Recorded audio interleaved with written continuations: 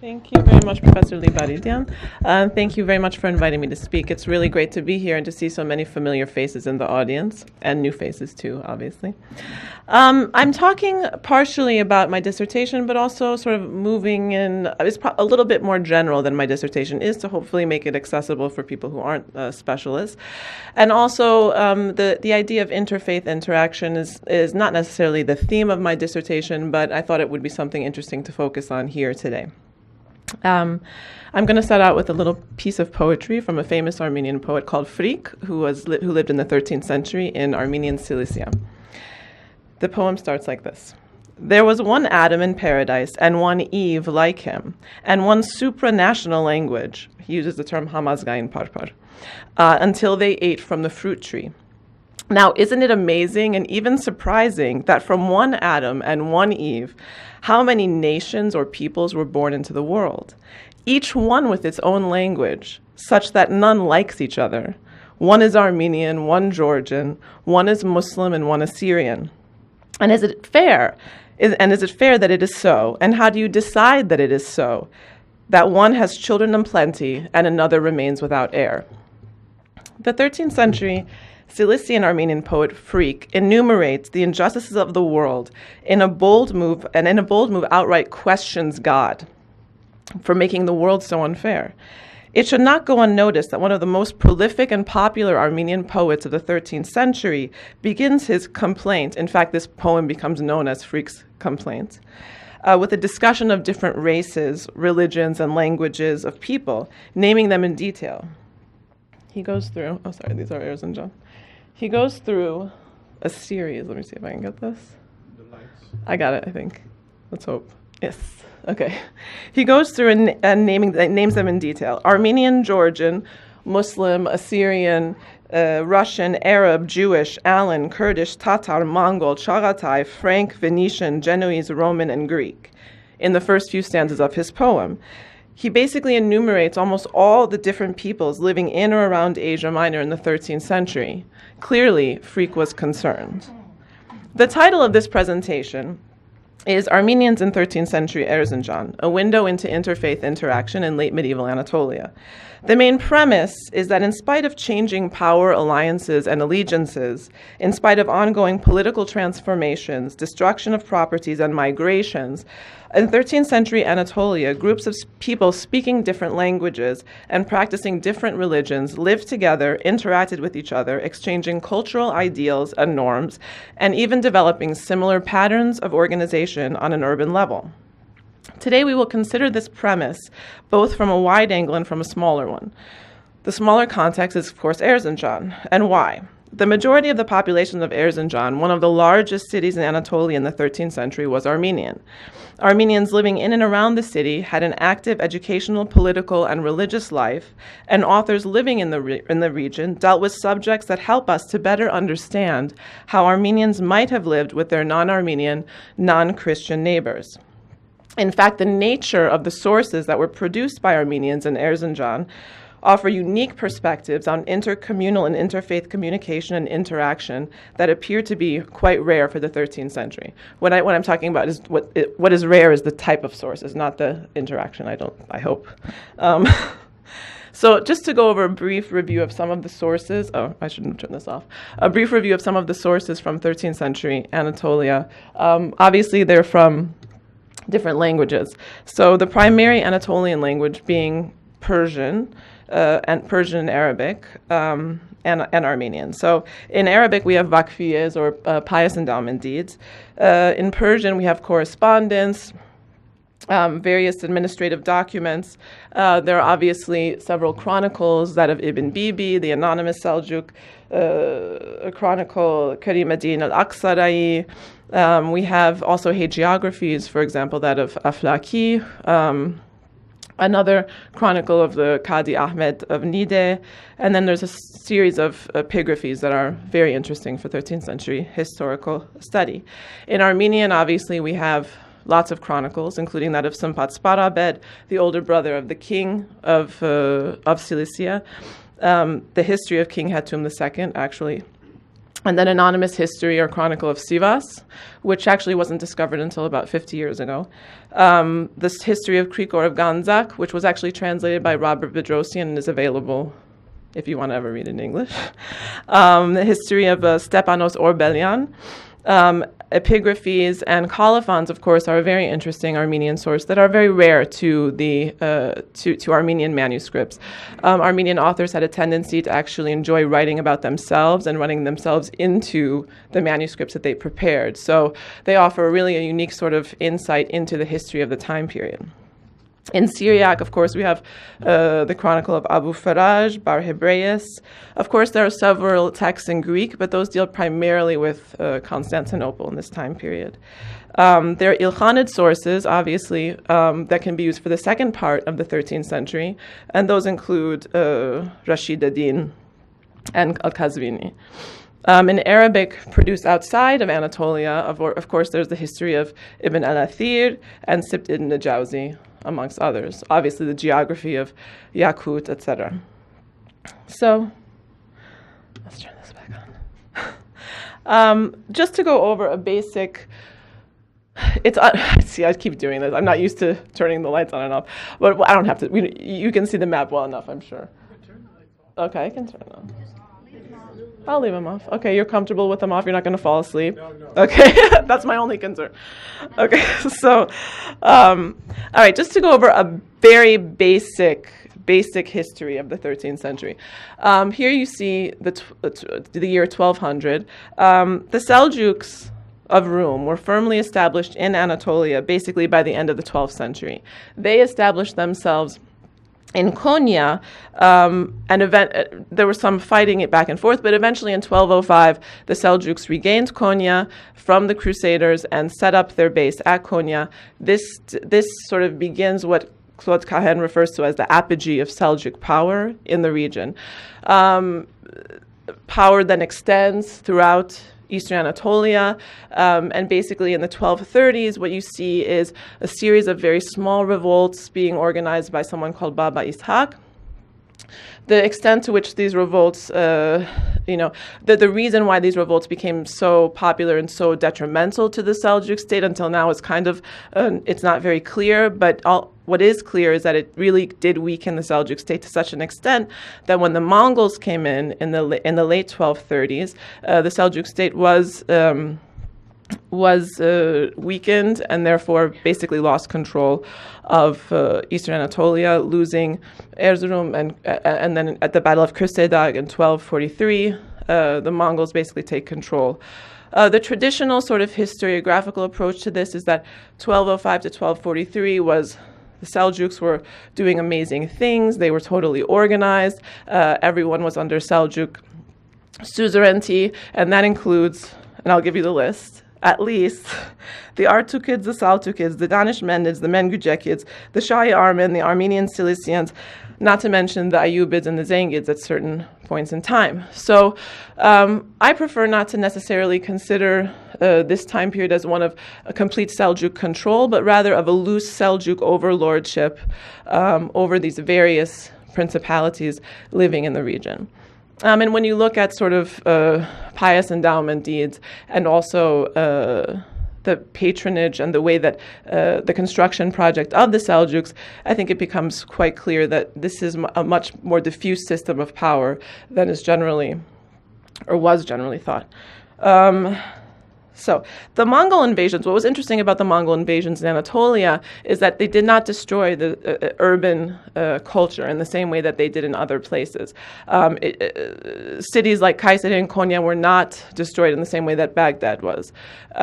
Cities fell apart to a certain degree but were rebuilt, and this is seen in the record of continued endowment of various buildings in various cities like Kayseri, Konya, and even Erzincan, where in Erzincan several churches were actually built in the 13th century. Let's see. Here's another map. It's a little prettier than the last one.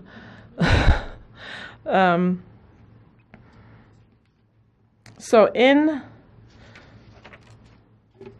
the 13th century in general was a time of military engagement for many constituencies living in Asia Minor, and the negative feelings that this engendered are reflected in much of the literature. At the same time, however, urban culture was expanding and offering opportunities for interfaith and intercultural interaction.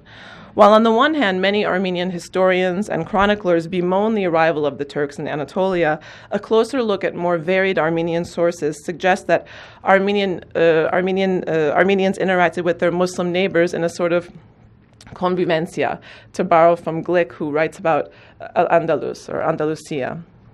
That there was a certain amount of mutual intercultural permeation, and that Armenians didn't necessarily assimilate, but rather integrated with their neighbors, resulting in a sort of mutual, a co-created sort of new culture.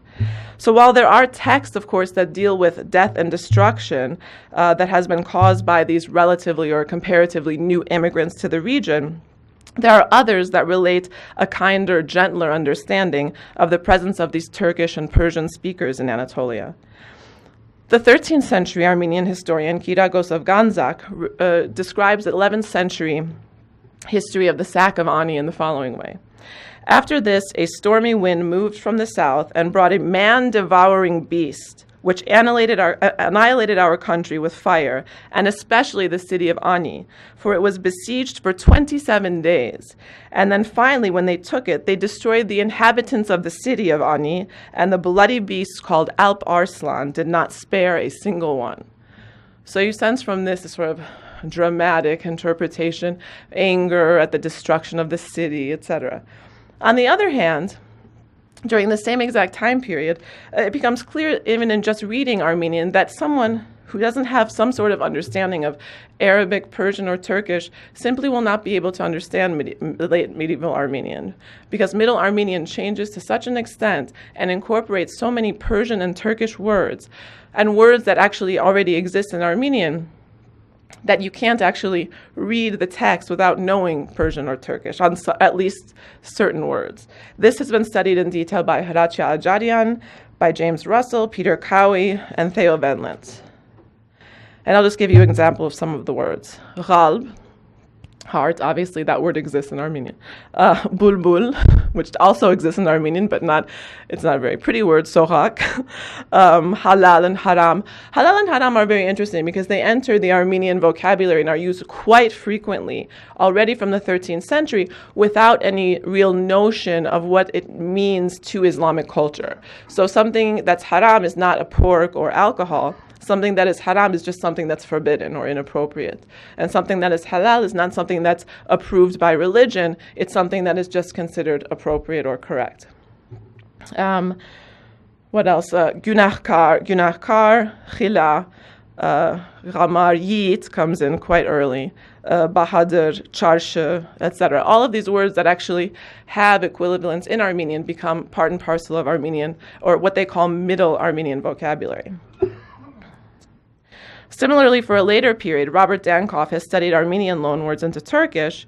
During the late medieval period, for example, the term panag, or inhabitant, becomes used in Turkish as a name for a specific type of property tax. And the Armenian term takavord, as I'm sure will be familiar once I say it in its Persian or Turkish equivalent, becomes used in Persian and Turkish as tekfur, meaning king, or Christian king.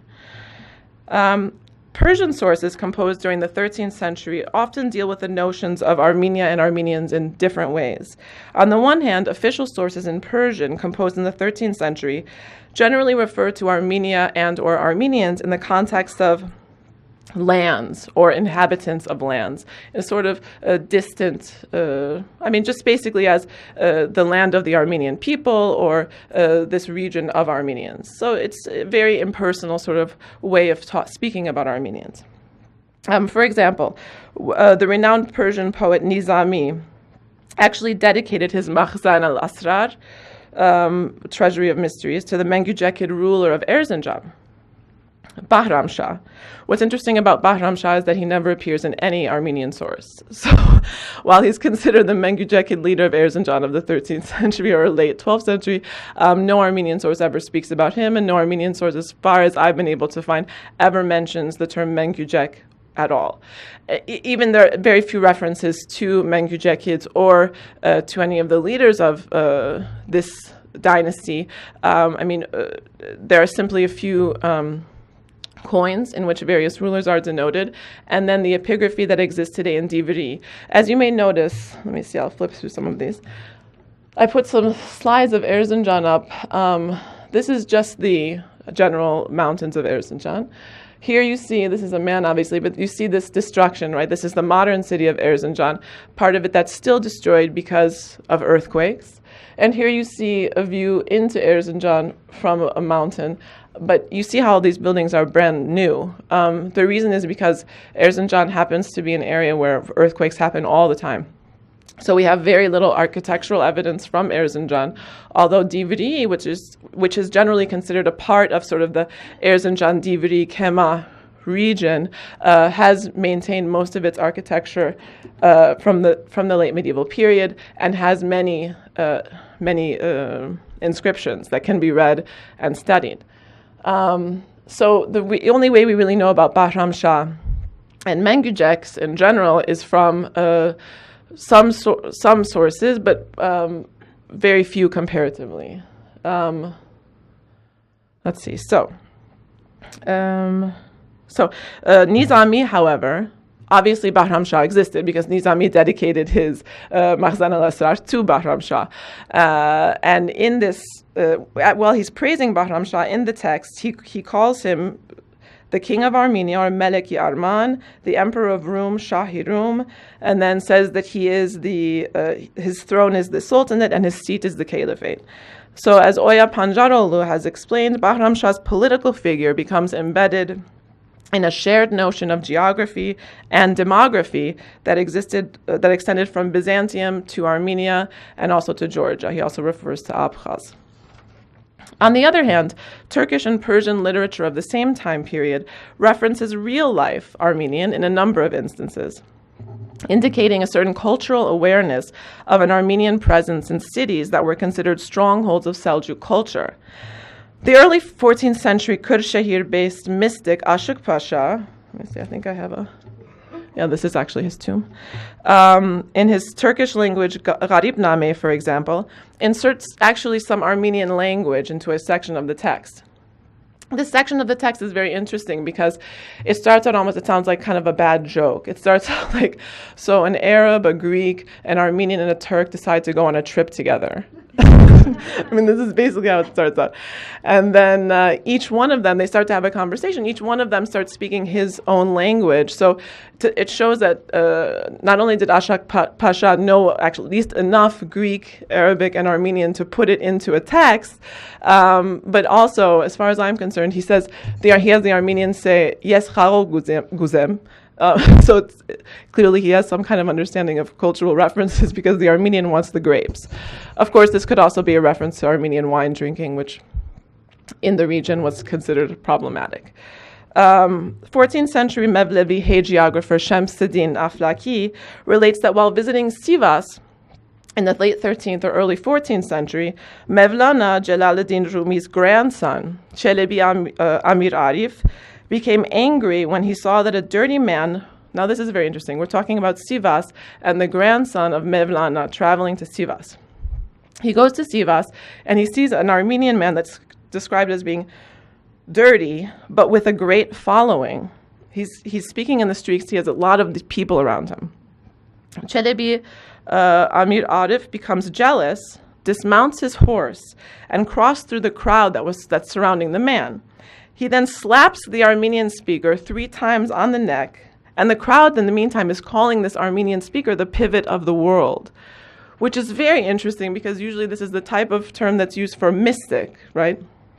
Pivot of the world. So Çelebi Amir Arif slaps him 3 times on the neck and orders him to close up his shop.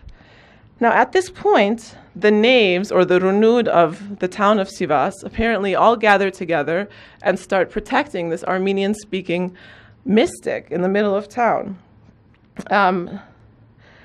The text, of course, doesn't address the fact that whoever was surrounding this man must have understood Armenian, or the fact that basically the renewed of the town could have either been Armenian members of a brotherhood or Muslim, but in any case, they were protecting this local person against the grandson of Mevlana, which is quite interesting in and of itself.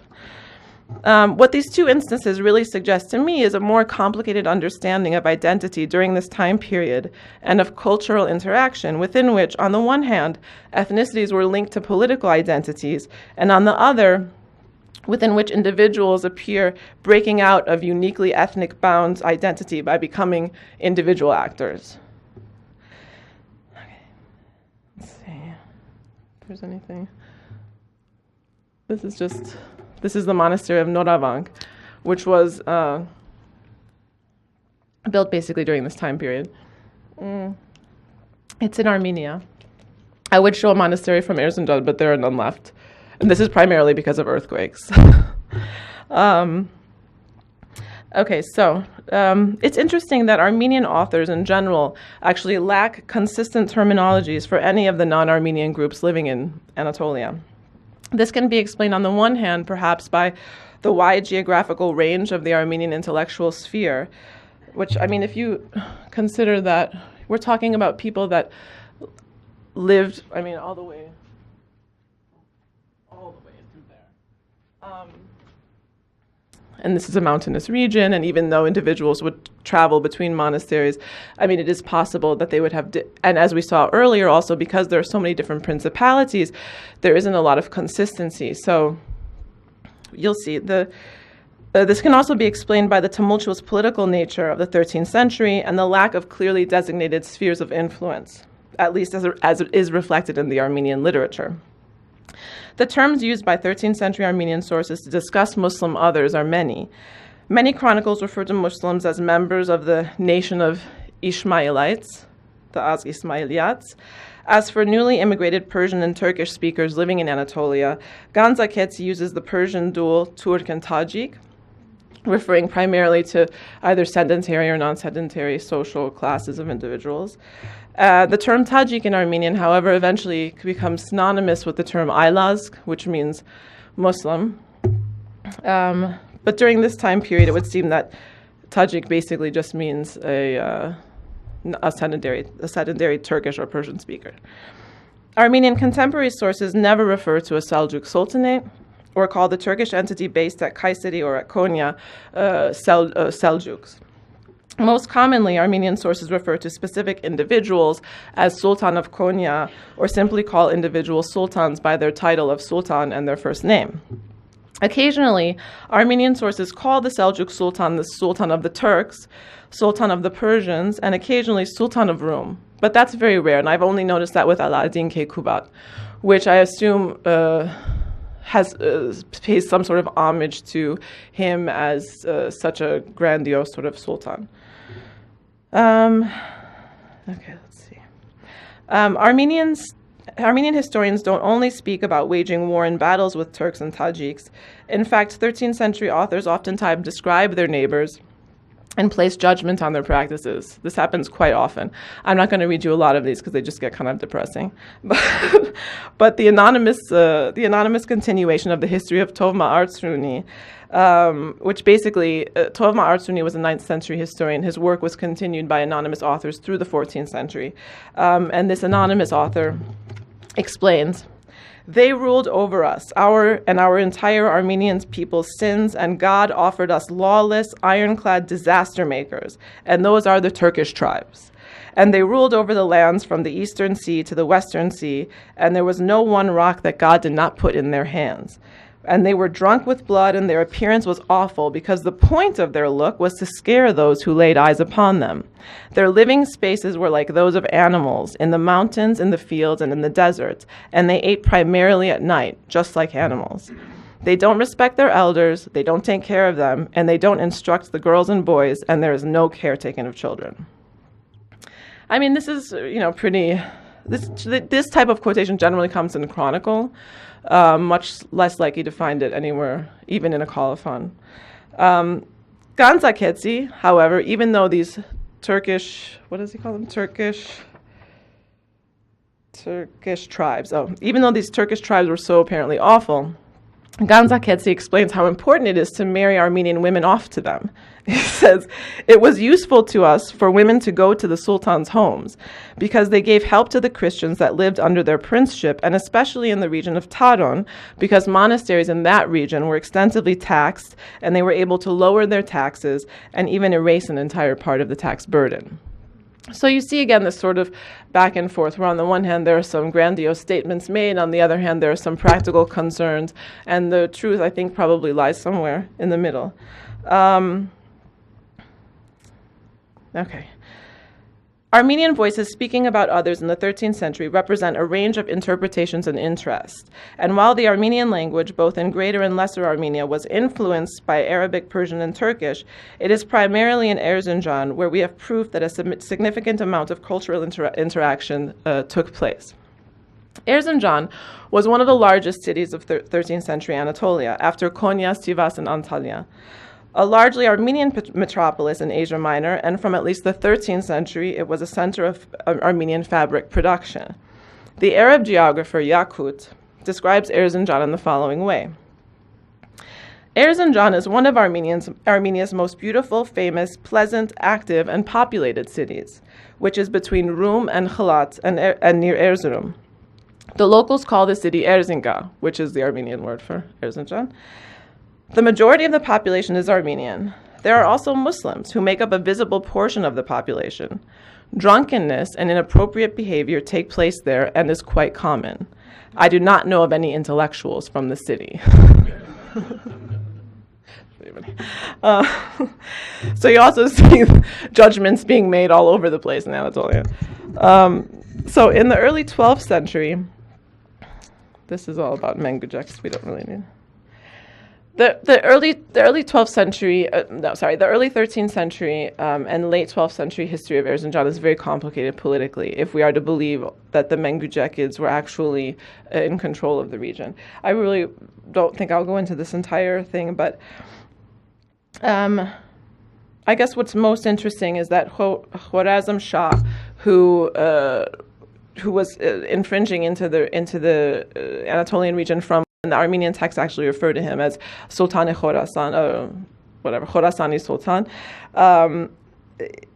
He encouraged a certain degree of cooperation between Armenians and others, and this created some sort of interaction between Armenians, Ayyubids, and the Seljuks in 1231.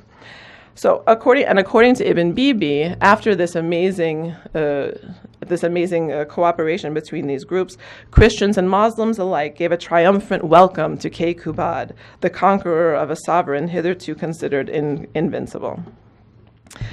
So after the Mongols arrive in Erzincan, the Armenian, and most of the Armenian texts that I'm going to talk about today are post-Mongol. There seems to have been a sort of efflorescence of Armenian literature during this time period in Erzincan, and this is why I'm going to be talking primarily about this time period. The Armenian bishop of Erzincan was a man named Sarkis, and after when the Mongols were attacking, he actually went to the Seljuk Sultan and suggested that he send 500 Armenian soldiers with the Seljuks to fight against the Mongols, even though at that point the Mongols had not converted to Christianity, had not converted to Islam, and there was some sort of back and forth between the Mongols and the Armenians were hoping that the Mongols would be their saviors, but everything seems to have been a bit confused for the Armenians. And this particular bishop wanted to send 500 soldiers in the hopes that the Seljuk Sultan would actually give him an iqta for the region of Erzincan. This was rejected by the Sultan, and the Armenians ended up sort of wavering, and it's not even sure actually if they did fight against the Mongols or not, as far as I can tell from the sources. But in the end, after the Mongols win, this same bishop, Sarkis, ends up having a great relationship with the Mongols and actually behaves as a sort of advisor to them. During this time period also, his son, Sarkis' son, whose name is John, they refer to him as Baron Hovhannes. Baron Hovhannes, and Baron obviously coming from the French baron, which was used in the Armenian kingdom of Cilicia. Baron Hovhannes ends up playing a sort of prince-like role in the region and is referred to in several colophons from this century as the prince of the Armenians, Baron Hovhannes, son of Sarkis, etc., etc. And it's unclear as to whether or not there was some sort of agreement worked out between Sarkis such that his son would become some sort of de facto leader of the Armenian community, or of the Armenians of Erzincan, which was actually the majority.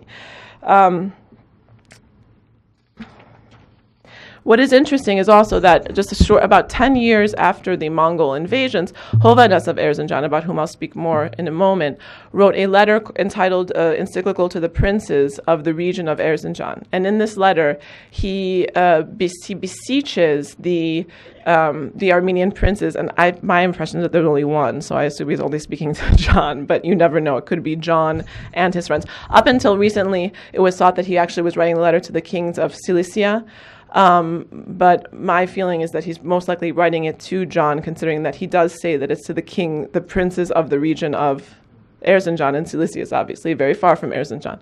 And in this letter, he doesn't encourage sort of a closer interaction between the princes of the region of Erzincan with the leaders of Cilicia. What he does is, it's almost, not verbatim, but repeats a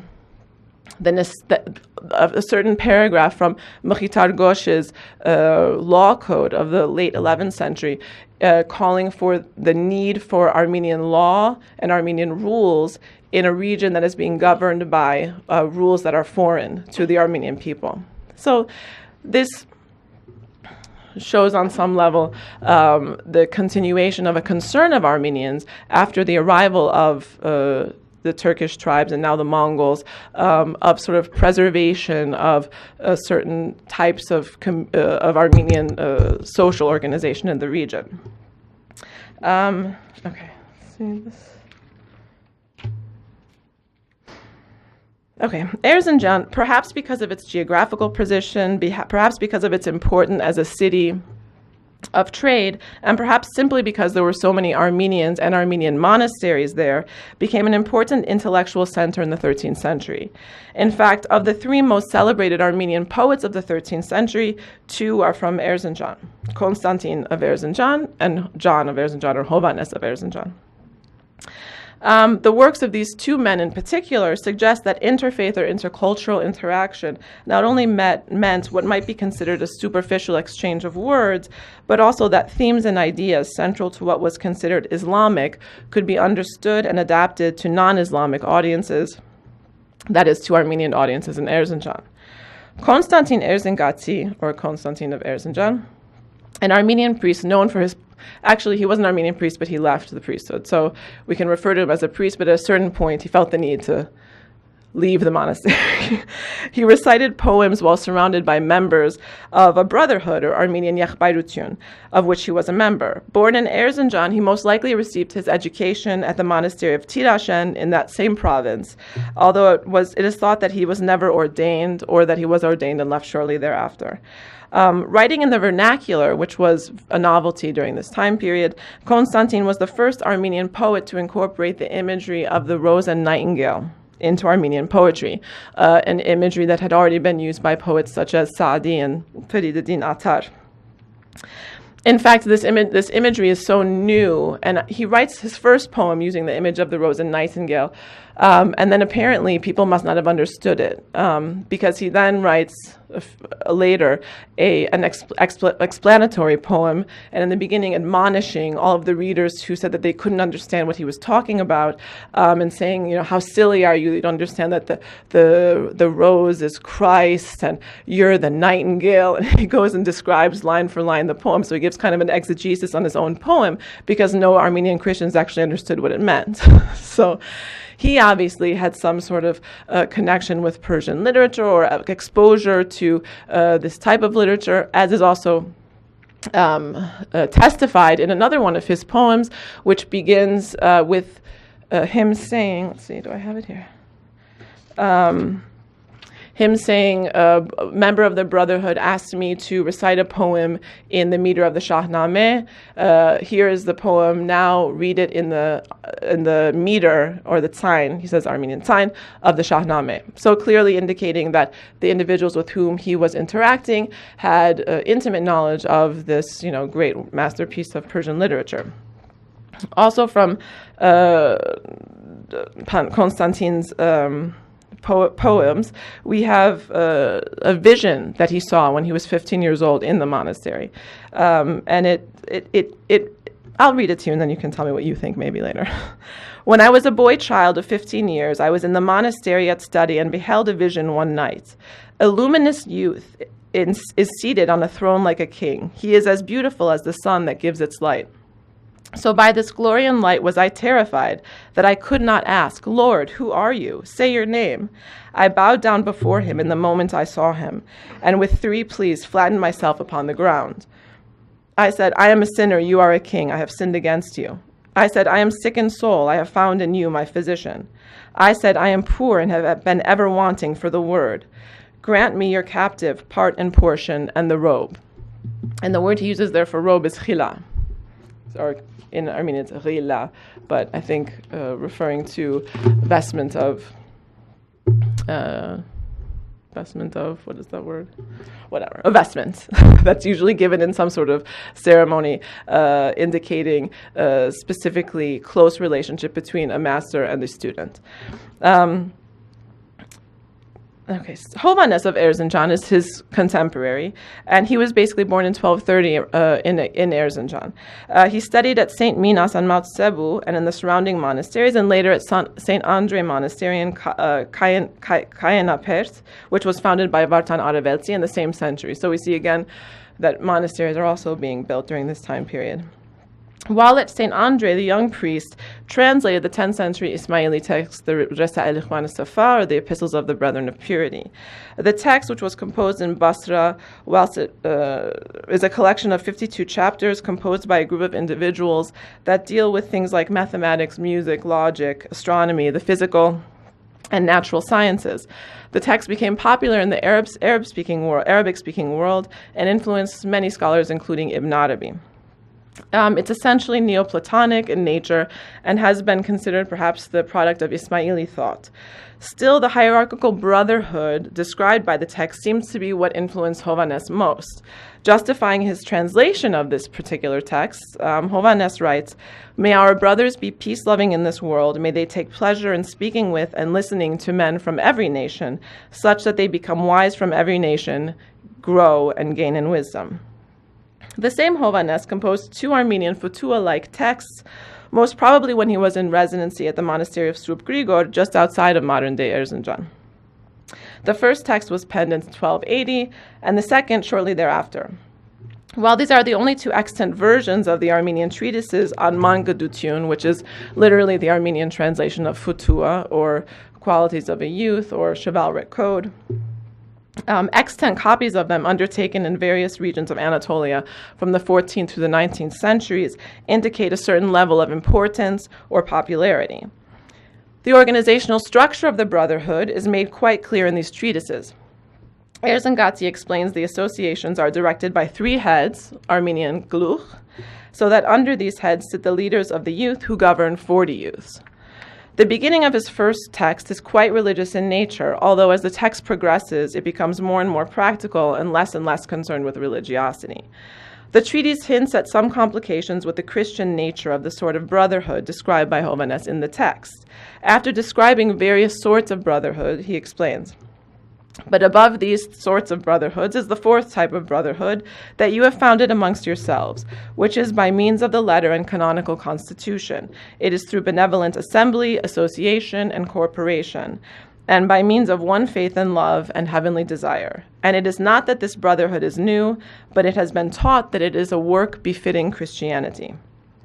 Hovhannes explains that the organization of the sort of associative brotherhoods has the 3 heads to ensure that the program of the brotherhood is followed correctly. The first exists so that everyone conducts himself honestly. The second, so that whatever profit and gain is taken amongst those united brothers is the fruit of their corporation. And the third, so that by means of wisdom they preserve the ordinary customs on earth amongst the many nations for the moral profit of all in the glory and the name of Jesus Christ. The text, composed around the same time as Nasidi's Anatolian Persian treatise, is the first Anatolian constitution of Futuha to explicitly link this sort of brotherhood with trade and communal living based on profit-making. The rules assigned members of the brotherhood range from the moral to the religious, but the final rule enumerated by the author is the following. Fortify your senses by means of the fear of God, the eye from indecent or amorous looks, the ear from evil and sinful advice, the hand from robbing and stealing and beating, and the leg or foot from the sin of running from committed sin. But do behave in this way. By means of the eyes, see God's beautiful creations. By means of the mouth, bless the Creator. By means of the ear, hear his orders. By means of the hands, do well in prayer and the work, and in the blessing of the pure, and purify the heart from evil advice. Hovhannes doesn't use the terms open and close, which are commonly used in Futuha treatises. So there's like open your heart to this, close your eyes to this, etc., etc. But basically it's the same type of thing. The second treatise composed by Erzincan for the Brotherhood suggests that the Armenians association, like those based on Futuha, was also centered around the master-novice relationship. This text explains that the leaders of the youth are called Mangdavak, or leader of the youth, and that their novices are simply called Manuk, or youth. Once the youth are assigned a teacher, however, he is called Vortekir, or adopted, and is given the belt, Armenian Kodi. The text goes on to explain the significance of the belt associated with the Armenian corporation within the framework of the significance of other types of belts.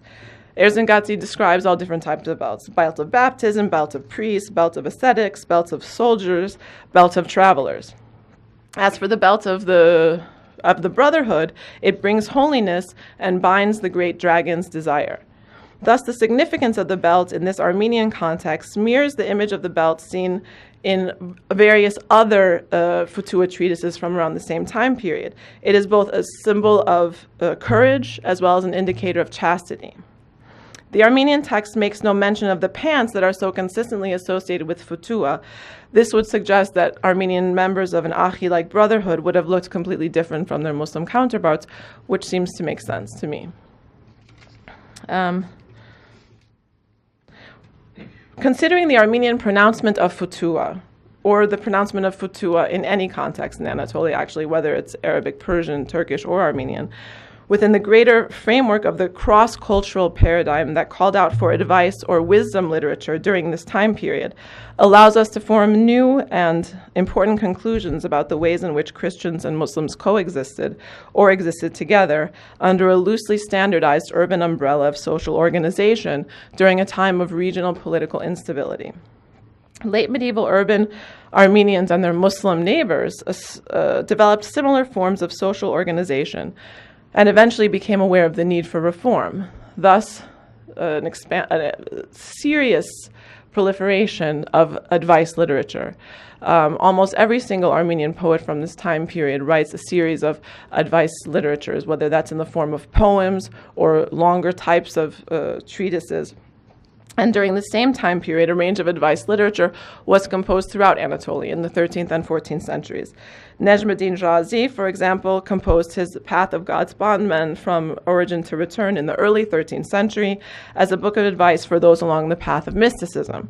The Qabusname, a book of advice for a ruler originally composed by King Kaykaus ibn Iskandar in Persian, was translated into Turkish in the 14th century.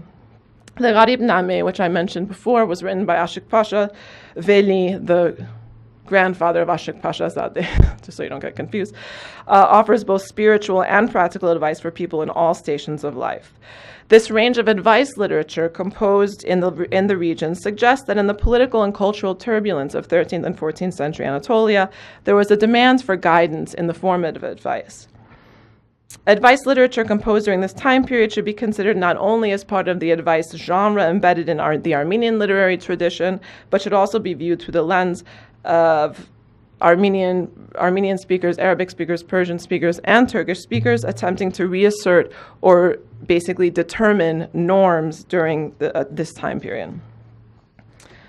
Armenians interacted with their Muslim neighbors, whether Persian or Turkish speaking, and integrated with them, and together they developed similar cultural and social methods of communication and organization. The Armenian response to their neighbors was wide-ranging, and the need felt by some Armenians to resist participation in an Islamic society was articulated by certain church leaders. At the same time, however, the Armenian experience in Erzincan represents a cultural and social openness to new words, new forms of poetry, and new patterns of social organization generally associated with the other. Thank you very much.